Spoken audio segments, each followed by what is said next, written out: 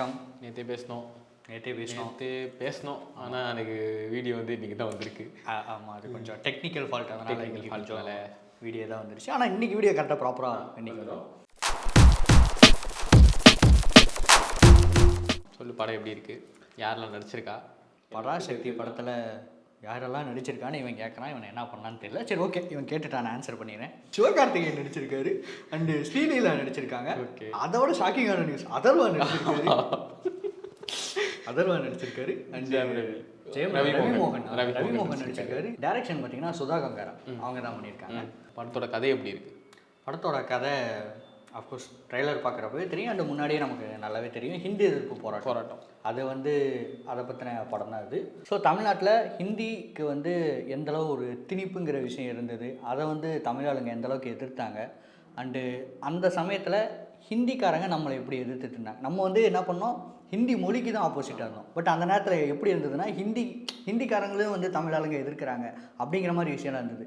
But அதெல்லாம் எதுவுமே இல்லை அப்படிங்கிற மாதிரி ப்ராப்பராக விளக்கம் சொல்கிற மாதிரி, இது தாண்டா உண்மை அப்படிங்கிற மாதிரி ஒரு உடச்சி காட்டின படமாக பராசக்தி இருக்குது. ஸோ இதான் பார்த்தீங்கன்னா ஒரு ஒன்லைன் தான். படத்தில் நிறைய எலமெண்ட்ஸ் இருக்குது. பட் ஓவராலாக மெயின் ரோலாக ஒன்று ரெண்டு கேரக்டர்ஸ் இருக்கும்ல. இப்போது அண்ணா கேரக்டரில் ஒருத்தங்க நடிச்சிருக்காங்க, கலைஞர் கேரக்டரில் ஒருத்தர் நடிச்சிருக்காங்க. அது யார் யார் பண்ணியிருக்கா அது சொல்லு. அண்ணா கேரக்டரில் ட்ரைலர்லேயே நம்ம பார்த்தா சேத்தன் சார் நடிச்சிருக்காரு. ரொம்ப ஒரு ப்ராப்பராக ஒரு 2 சீன் தான் வராரு. கரெக்டாக அவரோட ஒரு மேனரிசம் ஆகட்டும், அதெல்லாம் எவ்வளோ கஷ்டம். ஸோ அதை ப்ராப்பராக பண்ணியிருக்காரு. ஸோ பார்த்தா கரெக்டாக இவர் தான் அண்ணா அப்படிங்கிற மாதிரி ஐடென்டிஃபை பண்ணுற மாதிரி இருக்குது. ஆமாம், கண்டிப்பாக ஒரு நல்ல ஒரு ரோல் அப்படின்னே சொல்லலாம். கலைஞர் கருணாநிதி அவரோட ரோலில் வந்து குரு சோமசுந்தரம் அவர் பண்ணியிருக்காரு. அவருக்குமே ஒரு 2 சீன் இருக்குது. அந்த 2 சீன்லையும் ரொம்ப சூப்பராகவே பண்ணியிருக்காரு அப்படின்னு சொல்லலாம். ஒரு சீனில் வந்து ஒரு தக் லைஃப் கொடுக்குற மாதிரி ஒரு விஷயம் பண்ணியிருக்காரு. அதெல்லாம் அவர் என்ஜாய் பண்ணுற மாதிரி இருந்துச்சு. கலைஞர் சார் இந்த மாதிரிலாம் விளையாடுவார். கலைஞர் நிறைய விளையாடுவார். உண்மையான லைஃப்பில் கலைஞர் நிறைய விளையாடுவார். ஒரு மாதிரி பரவாயில்ல, இது நல்லா இருக்குது. அதாவது ஒரு கிரிட்டிக்கலான விஷயம், கிரிட்டிக்கலான ஒரு சுச்சுவேஷன், அந்த இடத்துல வந்து வார்த்தையால் விளையாடுறாரு. அவர் உண்மையாக சொல்லணும்னா அவர் மாதிரி வார்த்தையில் விளையாடுற இங்கே ஆள் இல்லை அப்படின்னு தான் சொல்லணும். ஸோ அந்த மாதிரி ரோலில் தான் குரு சோமசுந்தரம் பண்ணியிருக்காரு. அண்ட் அதுவுமே நல்லா இருந்தது. அண்டு மெயினாக வரணும்னா சிவகார்த்திகேயன், அதர்வா, அப்புறம் மோகன் ரவி சார் அண்டு ஸ்ரீலீலா, இவங்களை பற்றி பேசணும்னா அண்ணன் தம்பி 2 பேர் வந்து அதர்வாவும் 2 பேரும் பண்ணியிருக்காங்க. ப்ராப்பராக அண்ணன் ரோல் அவர் தான், ப்ராப்பராக தம்பி ரோல் இவர் தான் அப்படிங்கிற மாதிரி ஒரு கேட்டன் மோஸ்ட் கேம் விளையாடுறது, இந்த மாதிரிலாம் பண்ணியிருக்காங்க. அண்ட் 2 பேர்த்துக்குள்ளேயும் அந்த ஒரு அண்ணன் தம்பி என்னதான் அடிச்சுக்கிட்டாலும் ஒரு சின்னதாக பாசம்னு ஒன்று இருக்கும். அப்படி கிளம்புறப்போ லைட்டாக ஒரு பாசத்தை காட்டிப்பாங்க அப்படிங்கிற மாதிரி விஷயம் இல்லை. அதெல்லாம் ரொம்ப 2 பேரும் அழகாகவே பண்ணியிருந்தாங்க. ஸ்க்ரீனில் வந்து ப்ராப்பராக அண்ணன் தம்பியாகவே தெரிஞ்சாங்க. ஸோ அதுக்கு வந்து நம்ம டேரக்டர் மேம் அவங்களுக்கு வந்து நம்ம கண்டிப்பாக ஹேட்ஸ் ஆஃப் கொடுக்கணும். ஸோ ரொம்ப சூப்பராகவே பண்ணியிருந்தாங்க. ஸோ வில்லன் அவரோட ரைட்டிங்குமே பேசணும். ரவிமோகன் ஃபஸ்ட் டைம் வந்து வில்லனாக பண்ணியிருக்காரு. படம் பார்க்குறப்போ ஃபஸ்ட்டு ஒரு 2-3 சீனில் இவர் வில்லனா கொஞ்சம் தடுமாறுறாருன்னு கூட நம்ம சொல்ல முடியாது. நம்மளால் அக்செப்ட் பண்ணிக்க முடியல. இவ்வளோ வில்லத்தனம் பண்ணுறாரு, ஆனால் ஃபேஸ் வந்து குழந்தை ஃபேஸாக இருக்குது. ஸோ கொஞ்சம் செட் ஆகலையோ அப்படிங்கிற மாதிரி இருந்தது. செகண்ட் ஹாஃபில் அப்படியே டோட்டலாக வேறு மாதிரி, அதே மாதிரி நார்மல் பர்ஃபார்மன்ஸ் தான். பட் செகண்ட் ஹாஃபில் போக அவரோட விஷயம்லாம் அதிகமாக பண்ண சூப்பராக வில்லன்டா, ஆமாப்பா இவன் நடிச்சு தூக்குப்பாங்கிற மாதிரி கன்வின்ஸ் பண்ணிட்டார். நான் தானே இந்த படத்துக்கு வில்லன் அப்படிங்கிற மாதிரி கன்வின்ஸ் பண்ணிட்டார். ஃபஸ்ட் ஹாஃபில் கொஞ்சம் நார்மலாக தான் இருந்தது அவரோட ரைட்டிங் பொறுத்த வரைக்கும். அவர் என்ன தான் பயமுறுத்தினாலும் ஃபஸ்ட் ஹாஃபில் வந்து நமக்கு பெருசாக பயம் வரல. உன்னை எப்படி ஈஸியாக அடிச்சிடுவார் சிவகார்த்திகேயன் அப்படிங்கிற மாதிரி தான் இருந்தது. பட் செகண்ட் ஹாஃபில் போக அந்த திங்கிங் எல்லாமே வந்து ரைட்டிங்காக ஒரு வில்லன் ரைட்டிங் ப்ராப்பராக இருந்தது.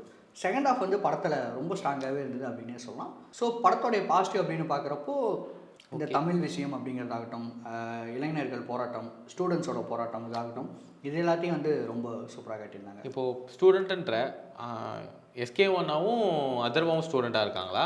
SK ஃபஸ்ட்டு ஸ்டூடெண்ட்டாக இருந்து அவர் பிரச்சனைலாம் பண்ணிகிட்டு இருப்பார். ஒரு பாயிண்ட்டுக்கு மேலே எதுக்கு இந்த போராட்டம்லாம் வேணாம், நம்ம வந்து பொழப்ப பார்த்து போவோம் அப்படிங்கிற மாதிரி விட்டுட்டு ஒரு மாணிக்கமாக வாழ்ந்துட்டு இருப்பார். பாஷாவாக இருந்தவர் மாணிக்கமாக வாழ்ந்துட்டு இருப்பார். இந்த நேரத்தில் அவர் தம்பி வந்து அந்த போராட்டத்தை கையெடுப்பார். அவர் வந்து காலேஜ் படிக்கிற டைமில் அவர் இந்த போராட்டம்லாம் பண்ணிட்டு இருக்கிற டைமில் இவர் வந்து திட்டிகிட்டு இருப்பார். நானும் இப்படி தாண்டா சுற்றிட்டு இருந்தேன், இதெல்லாம் வேணாண்டா, போய் ஒழுங்காக படிக்கிற வழி பாரு அப்படிப்பார். ஒரு பாயிண்ட்டுக்கு மேலே 2 பேருமே சஃபர் ஆகிறாங்க. சிவகார்த்திகேயன் சஃபர் ஆகிறாரு, அதர்வா சஃபர். அப்போ 2 பேரும் கை கோர்த்து 2 பேரும் இறங்கலாண்டா வாடா அப்படிங்கிற மாதிரி, வா தம்பி வா அண்ணா அப்படிங்கிற மாதிரி 2 பேரும் இறங்குறாங்க. அதுதான் இன்டர்வல் பாயிண்ட். அதுக்கு மேலே தான் படம் நகருது. ஸோ அதுக்கு மேலே எப்படி கேட்ட வரைக்குமே ஃபர்ஸ்ட் ஆஃப் கொஞ்சம் லேக்காக இருக்குது, சின்ன சின்ன ட்ராபேக்ஸ் இருக்குது அப்படின்ற மாதிரி சொல்லிட்டு இருந்தாங்க. எதனால் அந்த ட்ராபேக் இருக்குதுன்னு நினைக்கிறீங்க? ஃபர்ஸ்ட் ஆஃப் இப்போ நான் சொன்னதுலேயே நீ பார்த்தீங்கன்னா இன்டர்வல் வரைக்குமே நான் சொல்லிட்டேன். ஏன்னா வேறு எதுவுமே இன்டர்வல் வரைக்கும் இல்லை. முன்னாடி ஃபர்ஸ்ட் ஹாஃபில் வேறு எதுவுமே இல்லை, லவ் போர்ஷன்ஸ் தான் இருந்தது. அதை வந்து கண்டிப்பாக கொஞ்சம் குறைச்சிருக்கலாம். ஸோ ஃபர்ஸ்ட் ஹாஃபில் கொஞ்சம் லேகுங்கிறது இருக்கவே இருக்குது. அதுக்கு முக்கியமான ரீசனாக லவ் போர்ஷன் தான் நான் பார்க்குறேன். வேறு எதுவும் பெருசாக இல்லை. மற்றதெல்லாம் கதைக்கு அங்கங்கே தேவைப்படுது. இந்த லவ் போர்ஷன் வரப்போ மட்டும் அடையாப்பா அப்படிங்கிற மாதிரி இருக்குது. ஸோ ஃபர்ஸ்ட் ஹாஃபில் கொஞ்சம் லவ் போர்ஷன் கம்மி பண்ணிடலாம். எக்ஸாக்டாக அந்த மாதிரி தான். அவங்க 2 பேரும் ஆக்சுவலாக ஸ்ரீலீலா வந்து கதைக்கும் தேவைப்படுறாங்க. அந்த போர்ஷன்லாம் சூப்பராகவே இருக்குது. இவங்க 2 பேரோட அந்த ரொமான்ஸுங்கிற விஷயம் ஸ்டார்ட் பண்ணுறப்படே டே ஏன்டா அதை பண்ணுறீங்க அப்படிங்கிற மாதிரி கொஞ்சம் இதாக இருந்தது. பட் ஓவராலாக ஓகே, கொஞ்சம் கம்மி பண்ணியிருக்கலாம் ஃபர்ஸ்ட் ஹாஃபை மட்டும். பட் லேக் பெருசாக அண்ட் அதுக்கு அப்படியே ஆப்போசிட்டாக செகண்ட் ஹாஃப் வந்து பயங்கர ரேசியாக முடிச்சு. இன்டர்வல் முடிஞ்சு நம்ம உள்ளே வந்து உட்காந்தோம்னா படம் வந்து அப்படியே வேகமாக போய் கிளைமேக்ஸில் முடியுது. ஸோ செகண்ட் ஹாஃப் அதை அப்படியே மாற்றிடுச்சு சொல்லலாம்.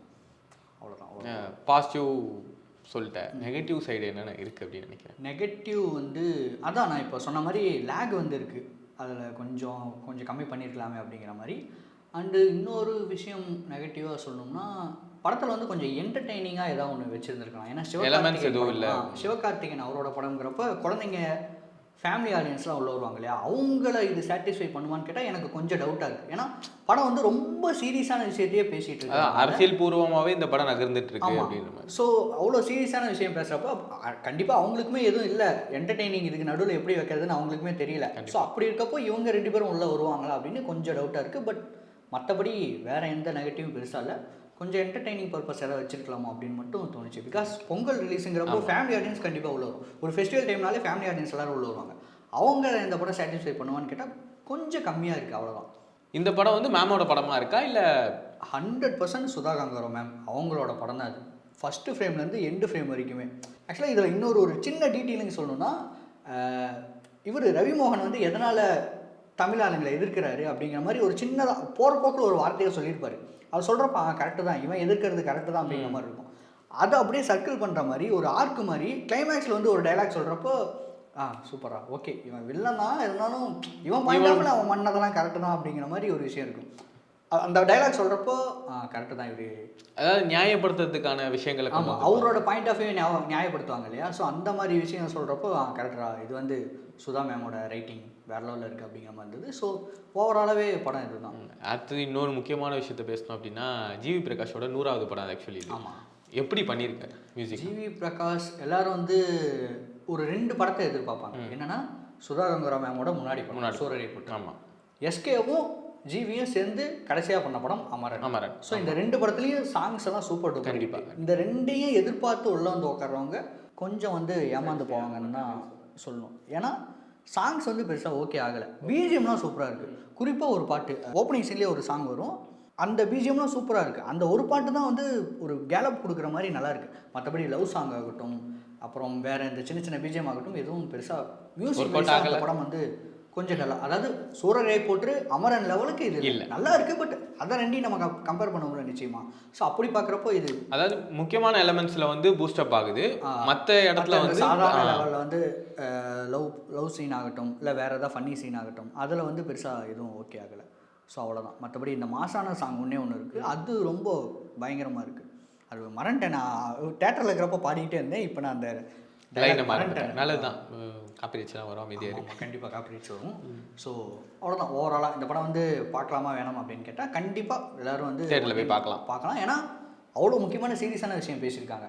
இந்த ஹிந்தி சமூக கருத்து என்ன விஷயமா கொண்டு போகுது அப்படின்றது ஒன்று இருக்குல்ல, அதை மெயினான பார்ட்டாக பேசியிருக்காங்க. ரொம்ப சூப்பராக காட்டியிருக்காங்க. கண்டிப்பாக இது எல்லோரும் தெரிஞ்சுக்கணும்.